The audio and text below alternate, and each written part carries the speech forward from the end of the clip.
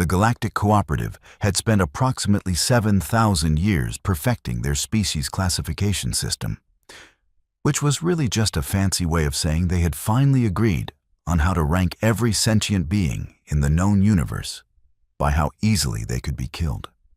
It was not the most diplomatic framework, admittedly, but after the incident of the crystalline delegation, where a particularly enthusiastic handshake had literally shattered Ambassador Quelix into 17 pieces, practicality had won over politeness. The system was elegant in its simplicity.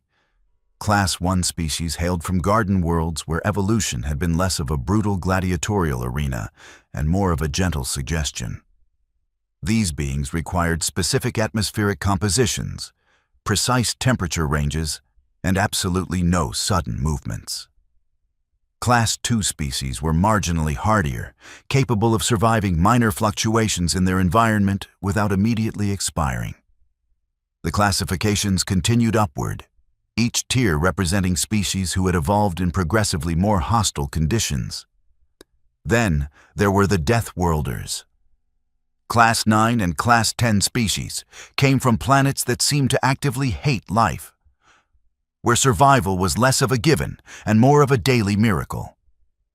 These worlds featured extreme gravity, violent weather patterns, aggressive megafauna, and ecosystems that operated on the principle that everything wanted to kill everything else.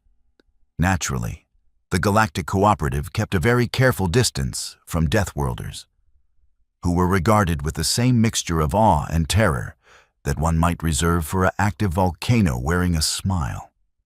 Earth had been classified as a Class 10 death world within approximately 47 minutes of first contact. The human delegation had seemed confused by this designation, which should have been the first warning sign. Any species that did not immediately understand why their homeworld was considered a cosmic horror show was clearly suffering from severe psychological damage. The humans had politely inquired about the classification criteria, listened to the exhaustive list of their planet's nightmarish qualities, and then responded with something that roughly translated to, yeah, I guess it does rain a lot." This response had required 3 weeks of xenopsychological counseling for the evaluation committee. Despite Earth's terrifying classification, humans had been provisionally accepted into the Galactic Cooperative with one critical stipulation: limited interaction with Class 1 through Class 5 species until proper safety protocols could be established. It was the diplomatic equivalent of saying, "Yes, you can join our club, but please stay in that corner and try not to breathe too loudly," which made the Galactic Youth Exchange Program's decision to accept a human student at Valtorin Academy either remarkably progressive or catastrophically stupid, depending on who you asked. Valtorin Academy occupied a massive station in neutral space, a gleaming construct of silver and crystalline architecture that housed approximately 12,000 students from 73 different species. It was considered the pinnacle of civilized education, where the galaxy's brightest young minds gathered to learn advanced sciences, cultural diplomacy, and the art of not accidentally killing each other through biological incompatibility. The station maintained a carefully controlled environment calibrated for Class 1 through Class 4 species. The atmosphere was a precise mixture of gases. The temperature held at a comfortable 22 degrees standard, and the gravity maintained at a gentle 0.7 standard G. Everything was soft edges and muted colors, designed for species whose evolutionary history had not included concepts like predation or survival of the fittest. Into this delicate ecosystem, they had invited a human. The girl arrived on a Tuesday, which would later be remembered as either cosmically ironic or prophetically appropriate. She came through the docking bay with minimal luggage, wearing what the intake coordinator's database identified as a school uniform from her homeworld: a dark blazer, a pleated skirt, knee-high socks, and a small backpack decorated with colorful pins. She looked, by all available evidence, utterly harmless. This was the galaxy's first mistake. Intake Coordinator Zelisk, a Centauran whose species resembled what humans might describe as a floating jellyfish made of lavender smoke, processed the human's arrival with professional efficiency, tinged with barely concealed nervousness. The human had smiled during the intake process, which had exposed her teeth, bone-white calcium structures designed for tearing and grinding. Angelisk had required a moment to compose himself. "Welcome to Valtorin Academy," Zelisk had said, his vocoder translating his chemical emissions into comprehensible language. "Your species designation has been noted, and we have prepared appropriate accommodations. Please be aware that your physical capabilities may exceed those of your fellow students, and we ask that you exercise appropriate restraint." The human had nodded with what appeared to be genuine understanding, which was somehow more unsettling than if she had argued. "Of course," she had said. "I will be super careful, I promise." The use of the word super had not been reassuring. The girl had been assigned to Residential Wing 7, a section populated primarily by Class 2 and Class 3 species who were deemed sturdy enough to handle proximity to someone from a more robust evolutionary background. Her roommate was a planarian named Vixori, whose species resembled a collection of floating geometric shapes held together by some force that physics could not adequately explain. Vixori had prepared extensively for the human's arrival, reading every available file on Earth and its inhabitants. She considered herself intellectually ready for the experience. She was, it would turn out, catastrophically wrong. The first incident occurred within 6 hours. Vixori had watched with increasing concern as the human unpacked her belongings, which included several items that appeared designed for survival scenarios that should never occur in civilized space. A compressed sleeping bag rated for -40 degrees. A multi-tool that included no fewer than 17 different blades.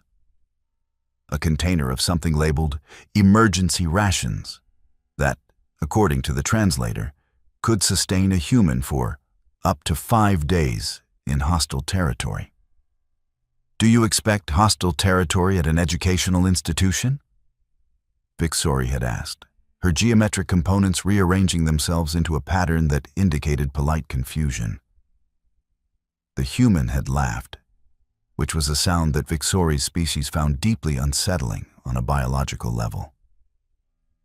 "Oh no, these are just normal things I brought from home. You know, just in case." "Just in case of what specifically?" "I don't know.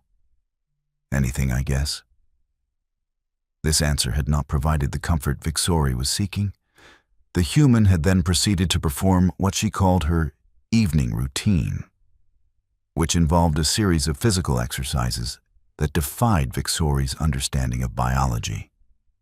The girl dropped to the floor and executed 30 repetitions of an exercise called push-ups, which required her to lift her entire body weight using only her arms.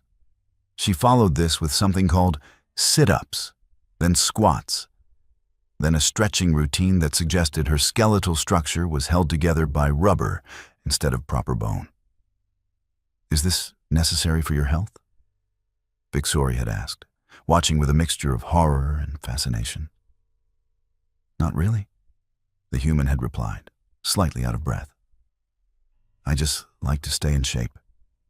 Plus, I am on the track team back home, so I need to keep up my training." The concept of voluntarily engaging in physical exertion beyond what was strictly necessary for survival was so alien to Vixori that she required several minutes to process it. The human had then consumed approximately 1 liter of water in a single continuous gulp, smiled brightly, and announced she was going to take a shower with the water temperature set to as hot as possible. Vixori had immediately filed a wellness check with the residential advisor. By the end of the first week, the human had become something of a legend among the student body.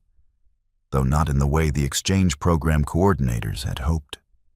Stories circulated through the residential wings, each more alarming than the last, and all of them completely true.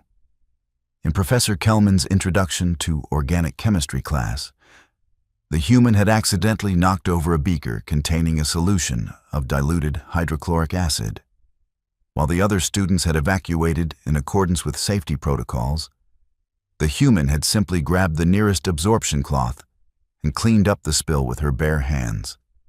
When Professor Kelman, a gaseous being who existed primarily as a sentient cloud, had frantically informed her that the acid could cause severe burns, the human had examined her hands with mild curiosity.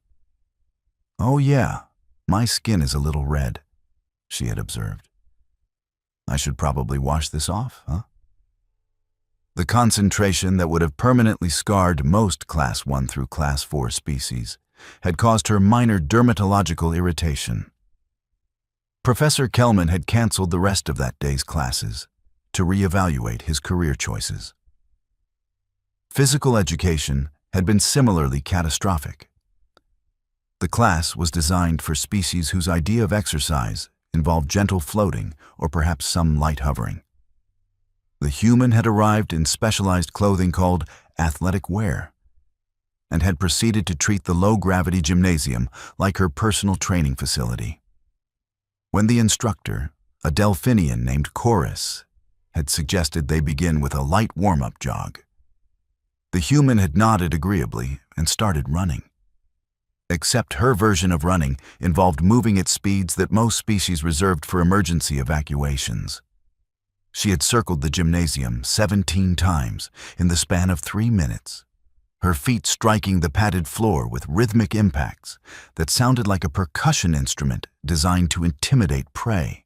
Chorus had watched with increasing alarm as the human's body did things that should not be possible for any oxygen-breathing organism. Her skin had changed color, shifting to a flushed pink as her internal temperature regulation system activated.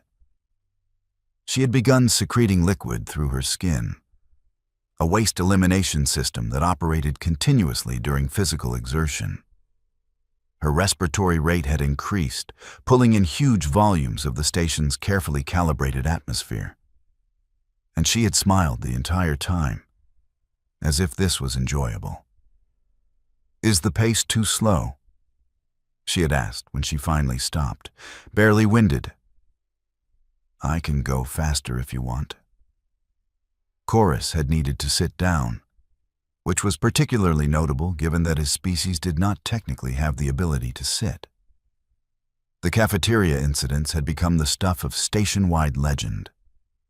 The human's dietary requirements were, to put it mildly, disturbing. She was an omnivore, which meant she could consume both plant and animal matter, already a red flag for species who had evolved past such barbaric practices. But the specifics of what she ate had caused several students to question the fundamental fairness of evolution. On her 3rd day, she had casually mentioned that her favorite food was something called pizza, which apparently involved taking grain products, coating them with liquefied dairy proteins, adding processed plant matter. And then, this was the part that had caused residential advisor Flume to require medical attention, topping the entire construction with preserved meat from an earth creature called a pig. "You consume the flesh of other organisms?" a crystalline student had asked, her prismatic structure flickering with distress. "Well, yeah," the human had replied, apparently confused by the question. "Humans are apex predators. We eat pretty much everything." The phrase apex predator had entered the station's rumor mill with the force of a small explosive device, but it was the human's casual relationship with danger that truly set her apart from her fellow students. Things that would send Class 1 species into panic attacks barely registered on her threat assessment scale. When a minor power fluctuation had caused the lights in Corridor 9 to flicker, the human had simply pulled out a small cylindrical device from her pocket that produced its own light. She had called it a flashlight and explained that she always carried one just in case. The concept of being prepared for infrastructure failure as a matter of routine had been genuinely incomprehensible to species whose stations had not experienced a power failure in 600 years. When a fellow student had discovered what he believed was a dangerous creature in the common area, later identified as a completely harmless cleaning drone that had malfunctioned, the human had calmly approached it, diagnosed the problem, and fixed it using her multi-tool. She had then picked up the drone, which weighed approximately 15 kilograms, with one hand and returned it to the maintenance closet. It just needed a reboot, she had explained to the dozen students who had evacuated to a safe distance. No big deal. The casual application of problem-solving skills and physical capability had been extremely big deal. By the second week, the human had acquired an entourage of students who followed her around with the dedication of religious pilgrims.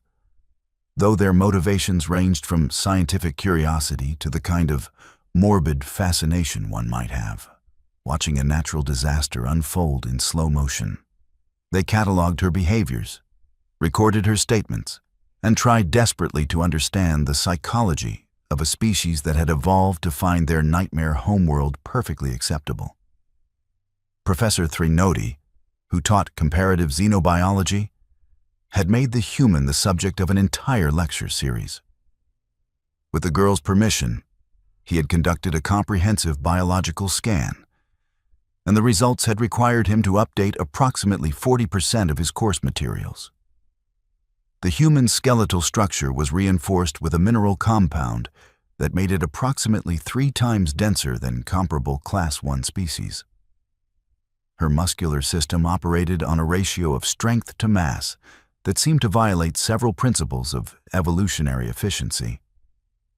Her cardiovascular system could increase its performance by up to 300% during stress responses, flooding her tissues with oxygenated blood and triggering a cascade of chemical reactions that temporarily enhanced her physical capabilities even further. Her immune system was a military-industrial complex operating inside her body, capable of identifying, targeting, and destroying thousands of different pathogens. She possessed redundant organs, a distributed nervous system that could continue functioning even if parts of it were damaged, and a pain tolerance that Professor Threnody described as clinically concerning. Your species evolved to survive everything, Professor Threnody had said during one of their conversations, his chitinous exterior clicking with agitation. Your bodies are designed for a world that is actively trying to kill you at all times. The human had considered this for a moment, then shrugged. I mean, Earth is not that bad. Sure, we have hurricanes, tornadoes, earthquakes, tsunamis, volcanoes, droughts, floods, wildfires, and a bunch of animals that can kill you. But you learn to deal with it. It is just home, you know? Professor Threnody had not known, and had spent the rest of the day questioning his understanding of the word home. The turning point came during the third week, when Station Director Valerix called an emergency assembly to discuss a developing situation. A solar flare from the nearby star was going to impact the station's shields, potentially causing fluctuations in the environmental systems. It was a minor issue, the sort of thing that happened once every few years, and the station systems were designed to compensate automatically. There may be some temporary variations in temperature and atmospheric composition, Director Valerix announced, her scaled crest flattening with concern. We recommend all students remain in their quarters until the event passes. It should last no more than 6 hours. The student body had received this news with appropriate levels of anxiety.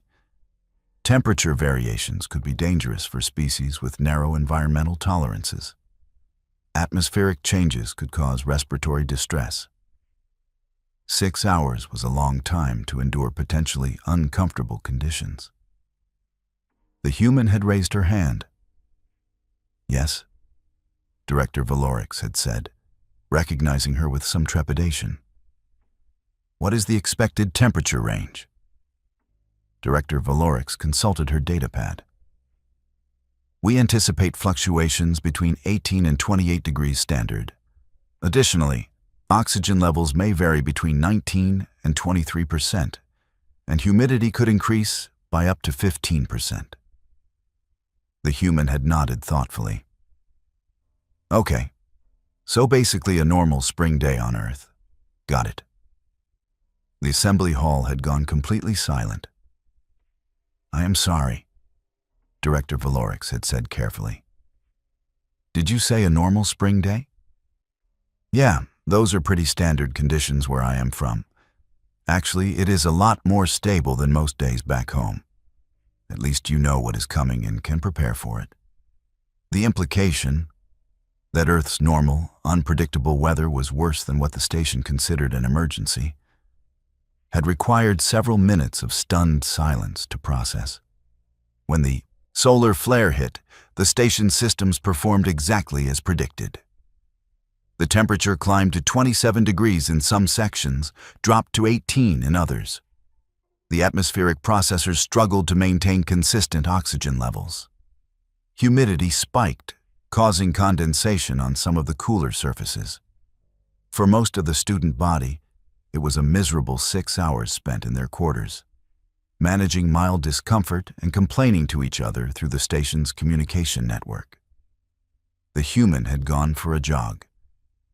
Vixori had watched in disbelief as her roommate laced up her running shoes, a concept that still baffled her, as most species did not require specialized equipment for the basic act of locomotion, and announced she was going to take advantage of the humidity to get some good cardio in. The environmental conditions are outside safe parameters, Vixori had protested weakly. For you, maybe, the human had replied cheerfully. For me, this is great training weather. Back home, I used to run in way worse conditions. One time I did a 5-kilometer race in the rain when it was like 12 degrees. This is basically perfect. She had left the room at a light jog, her footfalls echoing down the corridor with metronomic precision. Within 20 minutes, reports had started flooding into the station's emergency response network. A human student was running through the corridors. She appeared to be exercising voluntarily. She was sweating profusely, but seemed to be enjoying herself. She had smiled and waved at several students who had peered out of their quarters with mounting alarm. Director Valorix had personally intercepted the human in Corridor 12, materializing in her path with what she hoped was authoritative presence. Student, she had said firmly, you should be in your quarters. The environmental conditions are not stable. The human had stopped jogging, though she continued bouncing slightly on her feet in a way that suggested her body was not ready to cease physical activity. Oh, hey, Director Valorix. Sorry, I did not realize I was not supposed to be out here. I thought the recommendation was just for people who were uncomfortable with the conditions. You are not uncomfortable. Not really. I mean, it is a little warm, but nothing too bad. Kind of reminds me of summer back home. Director Valorix had stared at this small being, this child really, who was standing in environmental conditions that were causing most of her students genuine distress, and had an epiphany that was equal parts revelation and existential horror. Humans did not have a safety range. They had a preference range, certainly, a zone of optimal comfort. But their actual survival parameters were so broad that what other species considered dangerous was, to them, merely inconvenient. Tell me, Director Valorix had said slowly, what environmental conditions would you consider dangerous? The human had thought about this with an expression of genuine concentration.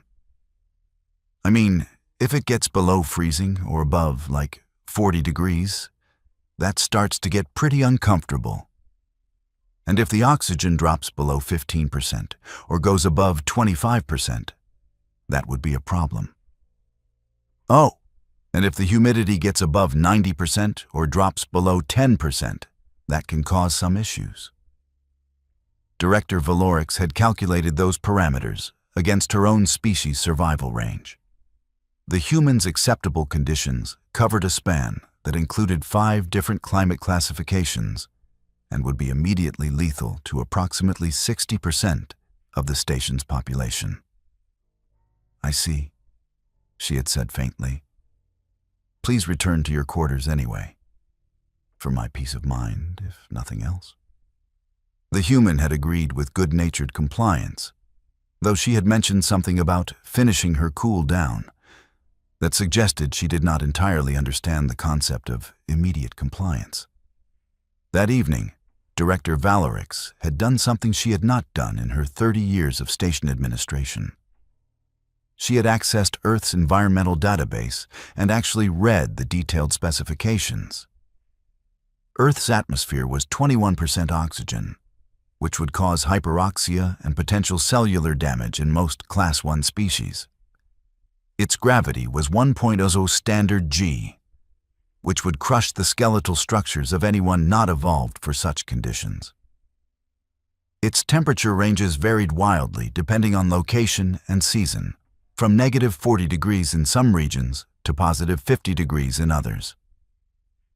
The planet was 70% covered in a liquid that most species considered a universal solvent and would require specialized equipment to survive in.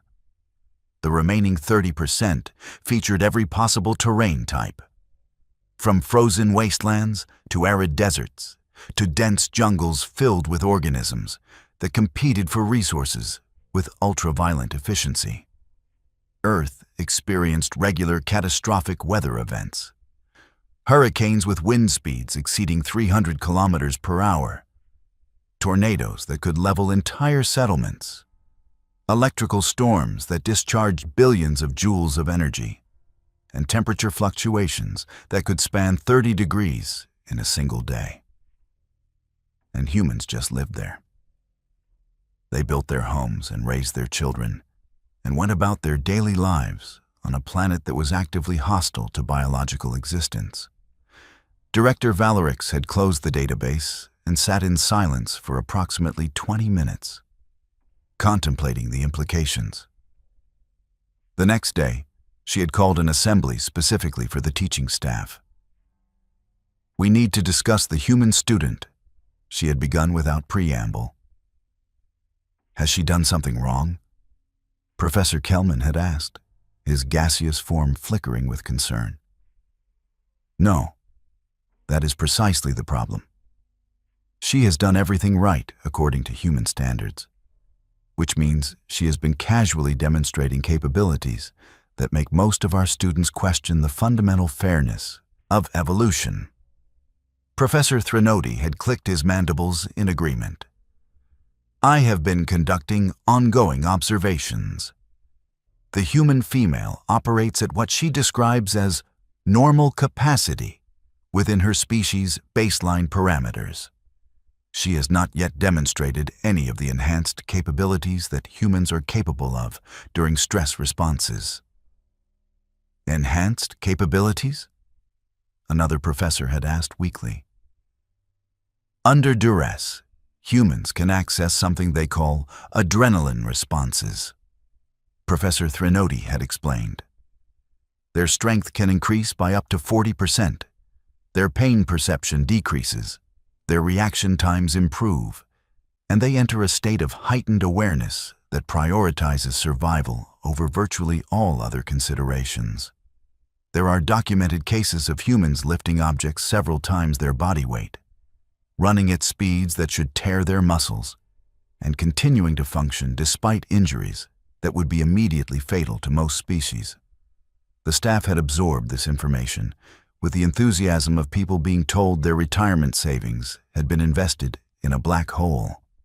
"So, what you are telling us," Director Valorix had said slowly, "is that the human we have on this station, who has already demonstrated alarming capabilities, is currently operating at her casual baseline and could theoretically become significantly more formidable if she perceived a threat." Correct.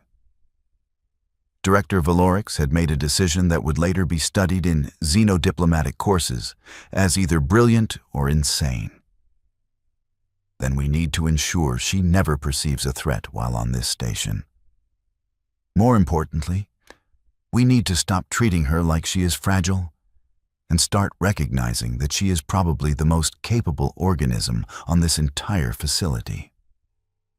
The staff had spent the next hour discussing how to implement this philosophical shift while simultaneously dealing with the psychological impact of realizing that their safety protocols were designed for protecting students from the environment, when they should have been considering how to protect the environment from the student. The human, blissfully unaware of these administrative discussions, continued her daily routine with the same cheerful obliviousness that had characterized her time on the station. She attended her classes, completed her assignments, exercised religiously, and maintained her social connections with a genuine warmth that made it difficult to remember she was a walking biological weapon system. Her fellow students had gradually adjusted to her presence, moving from terror to fascination, to a kind of resigned acceptance. The human was strange, yes, and her capabilities were unsettling, certainly. But she was also unfailingly kind, remarkably patient with questions about her species, and possessed a sense of humor that translated surprisingly well across species barriers. During a study session in the common area, a Centauran student named Flissik had finally asked the question that had been bothering him for weeks. "Does it not bother you," he had said carefully, "that your homeworld is so dangerous? That your species had to evolve so many survival mechanisms just to exist?" The human had looked up from her datapad, considered the question with genuine thoughtfulness, and then smiled. "I guess I never really thought about it that way. I mean, yeah, Earth can be dangerous, but it is also beautiful. We have these things called sunsets, where the light from our star hits the atmosphere at an angle and creates all these colors across the sky. We have oceans that are so vast you cannot see the other side, and mountains that take days to climb, and forests that have been growing for thousands of years." She had paused, her expression growing distant with memory. "And yeah, sometimes there are hurricanes or earthquakes or whatever. But that is just part of living on a planet that is alive, you know? Everything on Earth is connected. The weather, the animals, the plants, the geology. It all fits together into this big, complicated, beautiful system." "But surely you wish it was safer?" another student had asked. The human had laughed. "I mean, safer would be nice, I guess. But if Earth was safer, we would not be who we are.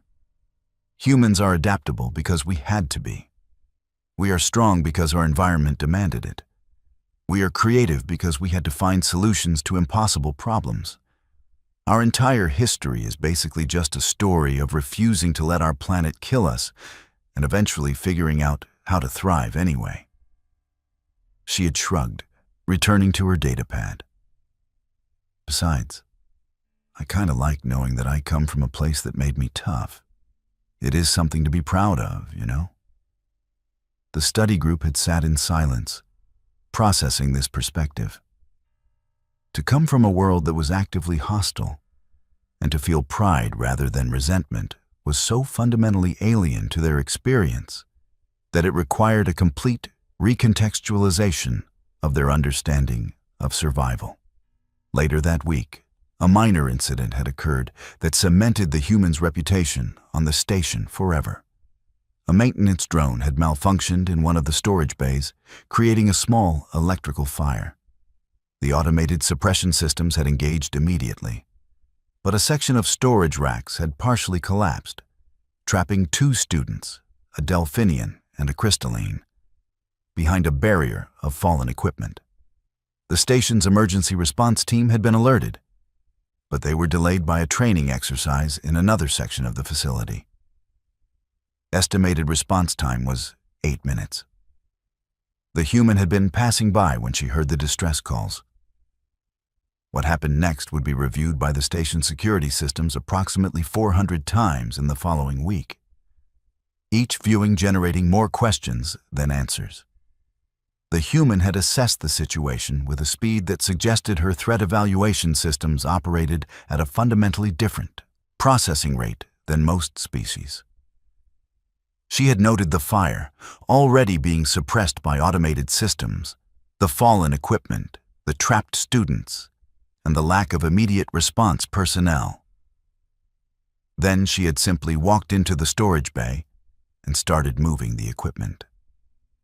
The fallen storage racks were modular units, each weighing approximately 80 kilograms and designed to be moved only with mechanical assistance. The human had grabbed the first rack, her muscles visibly tensing beneath her skin, and lifted it enough to shift it aside. Then the second, then the third. By the time the emergency response team arrived, she had cleared a path to the trapped students and was helping them out of the debris field, asking them if they were injured with the calm efficiency of someone conducting a routine safety check.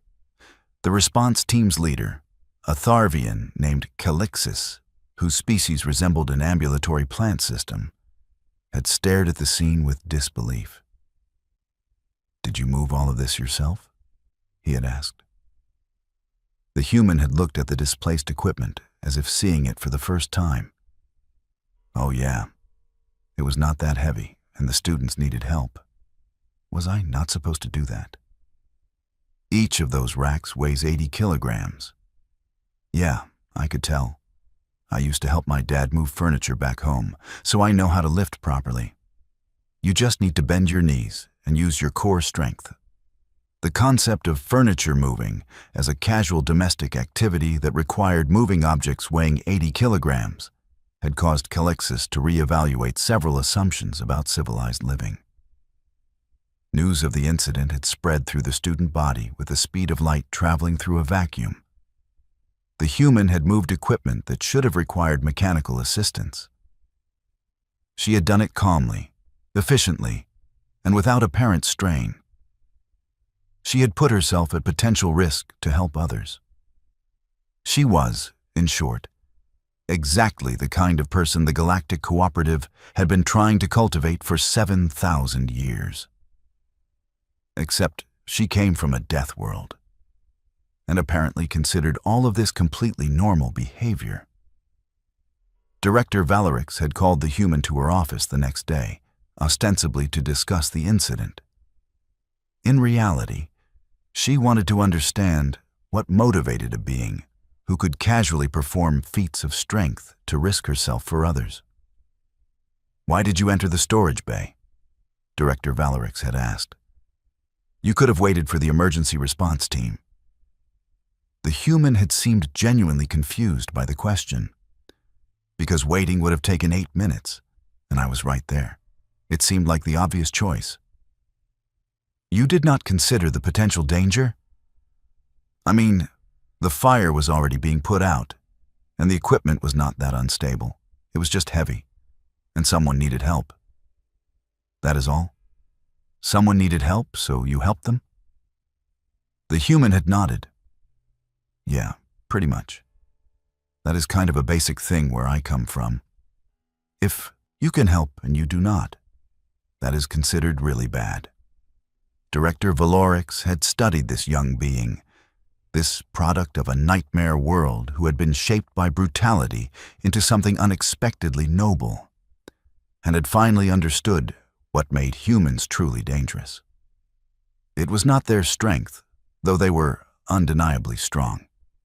It was not their resilience, though they could survive conditions that would kill most species. It was not even their adaptability, though they could thrive in environments ranging from Arctic tundra to desert wastelands. It was their baseline assumption that helping others was the default choice, that risking yourself for someone else was not heroism, but basic decency. That cooperation was not a political strategy, but a fundamental moral obligation. Humans had evolved on a world that tried to kill them constantly, and their response had been to build societies based on mutual aid and collective survival. They had looked at a planet full of hazards and decided that the biggest threat was not the environment, but the possibility of facing it alone. "You are a remarkable individual," Director Valerix had said finally. The human had blushed, her skin shifting to a darker shade in what appeared to be an embarrassment response. "I really just did what anyone would do." "No," Director Valerix had corrected gently. "You did what any human would do. That is what makes you remarkable." The remainder of the academic term had proceeded with a new understanding permeating the station's social dynamics. The human was no longer viewed as a dangerous anomaly, but as a representative of a species whose capabilities were matched by their compassion. Students who had initially avoided her began seeking her out, asking questions about Earth, about human culture, about what it meant to come from a place where survival required constant vigilance and cooperation. The human had answered every question with patience and humor, describing her homeworld with the affection of someone talking about a difficult but beloved family member. She told stories about Earth's seasons, its diverse ecosystems, its staggering variety of life forms. She explained human customs, human history, human art and music and literature. And gradually, the students of Valtorin Academy began to understand that Deathworlds did not just produce survivors. They produced survivors who valued life precisely because they understood how fragile and precious it was. On the last day of the term, Professor Threnody had given a final lecture on comparative xenobiology that had deviated significantly from the approved curriculum. "We began this course," he had said, "with the assumption that classification systems define species, that Class 1 organisms are fundamentally different from Class 10 organisms, not just in capability, but in nature." He had paused, his chitinous exterior clicking thoughtfully. This was incorrect. The lecture hall had erupted in confused murmurs. "The human student among us," Professor Threnody had continued, "has demonstrated that classification describes environmental adaptation, not moral character. Her species evolved to survive a hostile world, yes. They developed remarkable physical capabilities, certainly. But they also developed societies built on cooperation, art that celebrates beauty, and philosophies that value kindness." He had looked directly at the human, who was sitting in her usual seat near the front, looking slightly uncomfortable with the attention. "You have taught us that strength without compassion is merely survival. But compassion born from strength is civilization." The human had raised her hand tentatively. "I just want to say that I am really not that special. Most humans are way more capable than me. I am literally just a student who runs track and likes pizza." The fact that she genuinely believed this, that she could not see how extraordinary she was by galactic standards, had somehow made Professor Threnodi's point even more effectively than any argument he could have made. As the term ended and students departed for their respective homeworlds, the human had said her goodbyes with the same cheerful optimism she had displayed upon arrival. She had hugged students whose biology made such physical contact mildly terrifying, promised to stay in touch via the galactic communication network, and expressed genuine excitement about returning to Earth. "I have missed the weather," she had said to Vixori during their final conversation as roommates. "I know that sounds weird, but there is something about rain that just feels like home, you know?" Vixori, who had spent months studying her roommate with the dedication of a scientist observing a new phenomenon, had finally understood. "You miss the chaos because the chaos shaped you."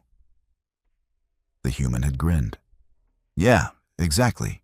You get it." As the transport ship carrying the human student departed from the station, Director Valorix had stood in the observation deck, watching it disappear into the distance. Beside her, Professor Threnody maintained his usual contemplative posture. "Do you think she knows?" the professor had asked. "How much she changed this place?" "I doubt it," Director Valorix had replied. "Humans rarely recognize their own impact. It is one of their more endearing qualities, and also one of their most dangerous." True. They had stood in silence, considering the implications of a species that could reshape perspectives simply by being themselves. The Galactic Cooperative had spent 7,000 years building elaborate classification systems, creating safety protocols, and maintaining careful boundaries between species of different durability classes. And a single human student, just by showing up and being helpful, had demonstrated that perhaps they had been measuring the wrong things all along. The reports from Valtoran Academy would eventually reach the higher councils of the Galactic Cooperative, sparking debates about human integration, safety protocols, and the philosophical implications of Deathworld species in civilized society. Committees would form, recommendations would be drafted, and policies would be revised. But none of that mattered to the human girl on the transport ship heading back to Earth. She was probably already planning her next track season, thinking about what food she would eat when she got home, and looking forward to telling her friends about her semester in space. She would describe the experience as pretty cool and really interesting, and her friends would nod and ask if the food was any good, and she would laugh and say, "Not really, but I survived." And none of them would understand how that single sentence, "I survived," contained within it the entire philosophy of a species that had looked at an impossible world and decided to thrive anyway. Somewhere on Valtoran Academy, a Class 1 student would look up at the stars and think about the human who had moved 80-kilogram equipment like it was furniture, who had jogged during an environmental emergency like it was a pleasant spring day, who had smiled with her predator teeth and been kind anyway. And they would wonder, with the kind of existential uncertainty that comes from having your worldview fundamentally altered, what else they had gotten wrong about the galaxy.